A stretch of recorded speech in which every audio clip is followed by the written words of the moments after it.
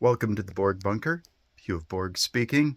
Like, share, subscribe if you like my content and help me with the algorithm, I think is the mantra that we're all supposed to, as YouTube personalities, say if we're trying to get anybody to listen to what we're saying. Anyways, Monday, 23rd of March, and things are getting, again, unpredictably interesting. This weekend, we had an ultimatum, which has been since tacoed and rescinded. This, I think, is possibly the best option that we have on the plate right now.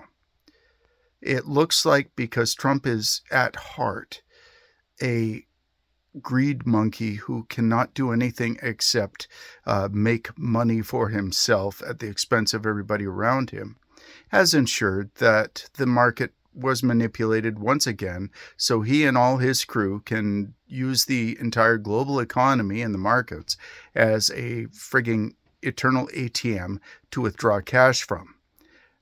Why I say this is because we were given a 48-hour ultimatum on Friday-ish evening that within 48 hours the United States would lay waste to completely Iran. And this morning, very early, surprise, surprise, and to my great relief, he's rescinded that and he's kicked the can down the road until next weekend.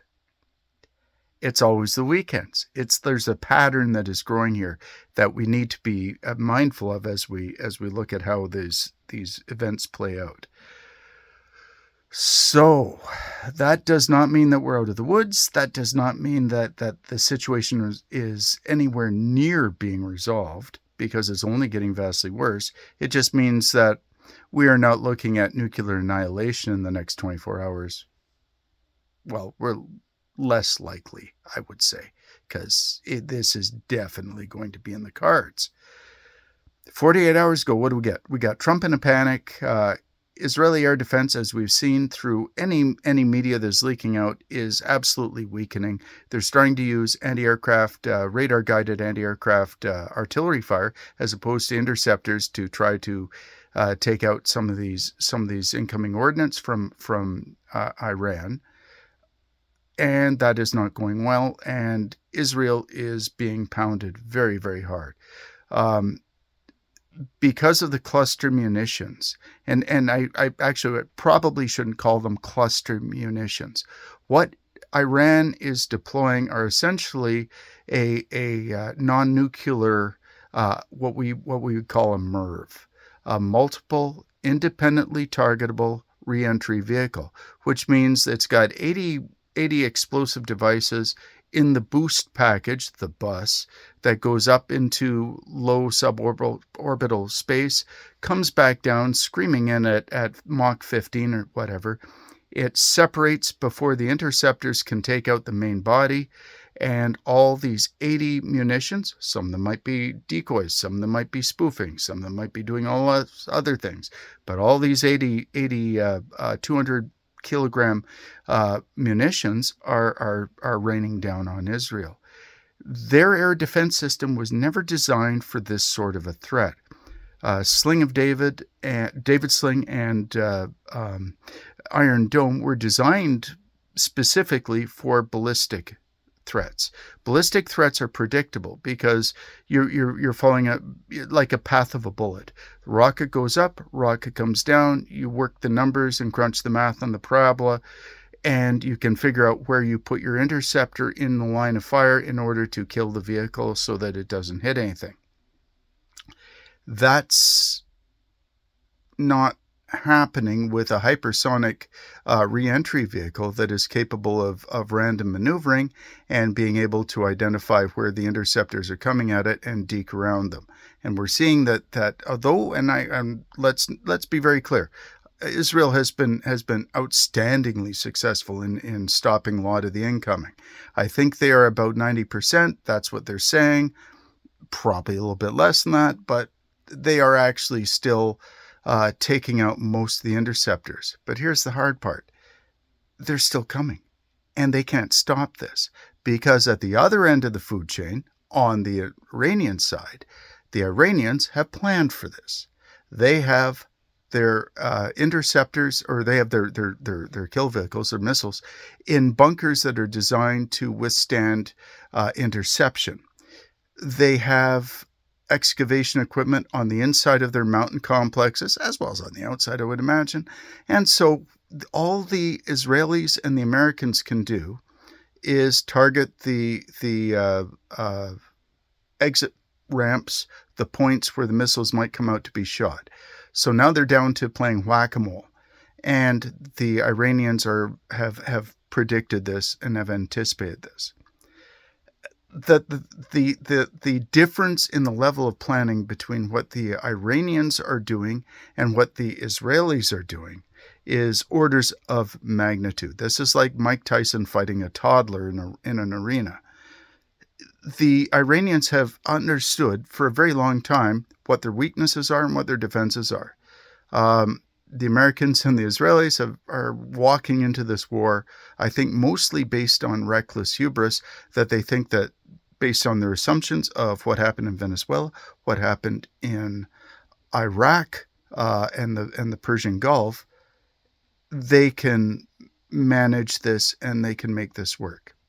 I don't see that happening. All right. So today, Trump tacos, and he pulls back for a week on using lethal, like we're talking weapons of mass destruction level force on Iran, which is a very good thing, especially for the Gulf region. The rule of threes in survival training is you can go 3 minutes without air, 3 days without water, and about 3 weeks without food. In the Gulf states that are allied to the United States right now, the only way that you can get water is through desalination. So if you destroy the desalination plants, like Israel has already done to the 10% of the Iranian area that requires desalination for potable water that people can actually drink and use and maintain life. The notion of that happening in the Gulf region is essentially, it's the same as touching off nukes. Is the United States going to nuke Iran?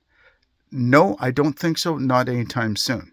My concern here right now is because Israel is getting backed into a corner, and because Netanyahu is, of course, a massive narcissistic monster who will absolutely take the world down with him before he ever spends time in jail for his crimes against humanity. He will use the Samson option. That's always been there. Mark Slapinski, or wherever that guy was, he's saying, "Oh my God, the Iranians or the Israelis might use nukes against Iran."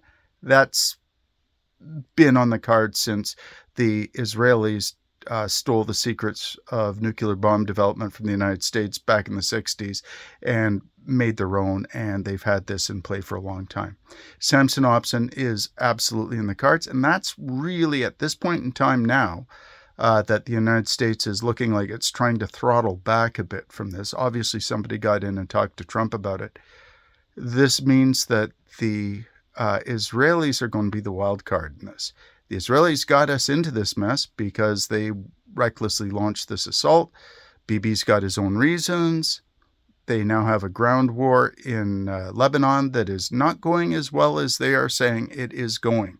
They're gasifying the southern part of Lebanon, but that is also a very good defensive country, and Hezbollah is putting up a very strong defense against it. The Houthis are waiting for the proper moment, I guess, to close down the Red Sea. The Persian Gulf is not going to be opened by an American Marine Expeditionary Force. If the Americans attack this island, which they seem hell-bent and determined on doing, Kark Island up in it's either Kark Island or right in the Gulf region that a lot of people are looking at. Personally, I think if they're going to go ashore anywhere, it might actually be in eastern Iran on the coast closer to Pakistan, where the variables are much more in their favor. Were I an American staff officer, this would be the plan I would be pushing up through the chain, because in order to get to the islands in the Gulf, you have to get through the Gulf first. If you're trying to do an airborne operation against a 25 square kilometer island, for example, that's not going to do you much good. You can hold it, but you're just basically sitting on the backstop of a drone range and missile range filled with IEDs and first-person viewer hunting drones every time you go out to pop a squat from your shelter. That's probably not going to be overly viable. My thought with Trump going to Clark Island was they want to declare a victory so they can get the heck out. Iran is playing Scorpio. I think Scorpion? I don't know, Scorpion. Mortal Kombat to the United States right now and saying, nah, you get back here. We're not done yet. Iran is completely in the driver's seat now. They are willing, and they are being lethally devastated by the combined assault of the United States and Israel. What is not happening, though, is any sort of indication that the government is going to collapse, because in the history of air power, as I've said a couple of times, that doesn't happen. You cannot do regime change or geopolitical growth or positive direction by destroying stuff from the air. You actually need troops on the ground. The Americans do not have enough troops on the ground to take Iran. They never will. That's not going to happen. So all they're looking for here are toeholds into the region in order to create a situation where they can declare victory and walk away with their tail between their legs. I do not think at this point in time there is any possible way that the United States and Israel can get out of this fight and with any sort of meaningful victory. What we're witnessing here is the end of the United States, Pax Americana, if you want to call it that, but not much Pax, about the entire Middle East. When the week goes on, keep your eye on how Israel is reacting to this. The United States are not going to be the first ones to drop a nuke if it happens. If that happens, I'm very confident it will be Israel, and for different reasons. Israel has always had something called the Samson option. That is their ability to use, if they know that they're in a no-win scenario, to take everybody down with them. So it's like their dead man switch, their doomsday weapon, or whatever. There are two ways that I see this going down. One is, in order for regime survival in Israel and for national survival, they launch a demonstration strike sometime, maybe in the next week or two, against specific targets in Iran, and use maybe 3 or 4 nukes in order to show Iran that they are serious and that Iran must sit down with them and talk things out. I don't think that's a likely option, but let me get to option 2 first. Option 2 is they go for a complete decapitation.